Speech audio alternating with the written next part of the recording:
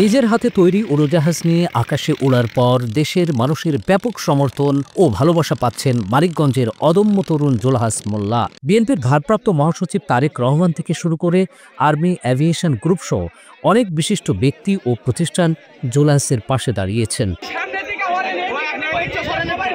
দেশে এত বড় বড় শিক্ষা প্রতিষ্ঠান, গবেষণা প্রতিষ্ঠান থাকার পরও সামান্য একজন ইলেকট্রিশিয়ান জুলহাসই উড়োজাহাজ বানিয়ে দেখালেন। এ তো বাংলাদেশের ইতিহাসে এক নজিরবিহীন ঘটনা।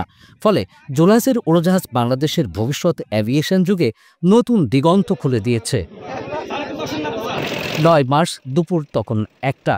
২৮ বছর বয়সী জুলহাস নিজের হাতে তৈরি বিমানটি আবার উড়িয়ে দেখালেন, আর হৈ হৈ করে হাজারো মানুষ তাকে শুভকামনা জানালো। জুলহাসের স্বপ্ন এখন আরও অনেক বড়। উড়োজাহাজ নিয়ে আদিগন্ত উঠতে চান তিনি। ৯ মার্চ দ্বিতীয়বার উড়োজাহাজ উড়ানোকে ঘিরে মানিকগঞ্জ জেলার শিবালয় উপজেলার জাফরগঞ্জের যমুনার পাড়ে আবার দেখা যায় উৎসবের আমেজ। দেশের মানুষের বিপুল সমর্থন পেয়ে আনন্দিত জুলহাস মোল্লা।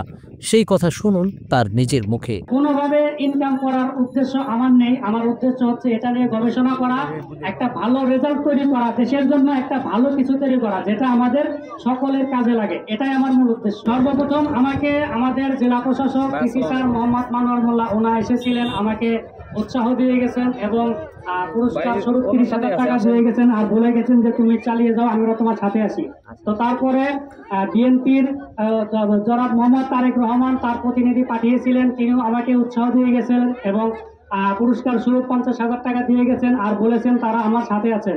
আবার ইউএস বাংলা আমাকে ফোন দিয়েছিল, তারাও আমাকে অনেক ভালো ভালো চাকরির অফার করেছেন। এরপর আপনার আর্মি এভিয়েশন ফোর্স থেকে আমাকে ডেকে নিয়েছিল, তারাও আমাকে বলেছে যে আমরা তোমাকে সাথে নিয়ে দেশের জন্য ভালো কিছু করতে চাই। দ্বিতীয়বার জুলহাসের সফল উড্ডয়নের দিনে জাফরগঞ্জে যমুনার পাড়ে উপস্থিত ছিলেন বাংলাদেশ বিমানের অবসরপ্রাপ্ত pilot captain Abdullah Al Faruk.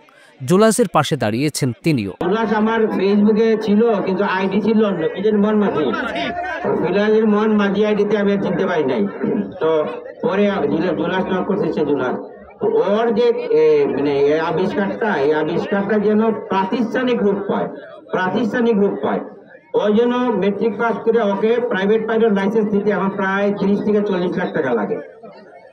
Suppose ধরে ৩০ লাখ টাকা লাগে, ৩০ লাখ টাকা যে কোনো কোম্পানি ওকে ফাইন্যান্স করলে ওকে ১ বছর সময় লাগবে ওর প্রাইভেট পাইলট লাইসেন্সটা নিতে। ওর লাইসেন্স নিয়ে বাই দিস টাইম এখানে যারা ইঞ্জিনিয়ার সাহেব আছেন, উনি আমাদের মাহবুব সাহেব আছেন, উনি হেল্প করবেন, বা বুয়েটের কেউ আসবেন, বা এভিয়েশন এরোস্পেস ইউনিভার্সিটি থেকে আসবেন। ২৮ বছর বয়সী জুলহাস মোল্লার বাড়ি শিবালয় উপজেলার তেওতা ইউনিয়নের সাইডঘর তেওতা গ্রামে। মাত্র এসএসসি পাশ করা জুলহাস বছর ৪ আগে আরসি বিমান তৈরির চিন্তা করেন। বাধা আসে অনেক, তবে থেমে থাকেননি জুলহাস। আর এই অবিচল কর্মস্পৃহায় জুলহাসকে সফলতার স্বর্ণালী দুয়ারে পৌঁছে দিয়েছে। এখন তিনি দেশের সম্পদ, দশের সম্পদ। বাংলাদেশের সবাই আমার পাশে আছেন, আমি আশা করি সবাই আমার পাশে থাকবেন এবং সবাই দোয়া করবেন যেন আমি সবার ইজ্জত রাখতে পারি। দেশ জুড়ে তোলপাড়, ওয়ালটন ফ্রিজ কিনে হতে পারেন মিলেনিয়ার। এছাড়াও রয়েছে লক্ষ লক্ষ টাকার ক্যাশ ভাউচার সহ কোটি টাকার নিশ্চিত উপহার।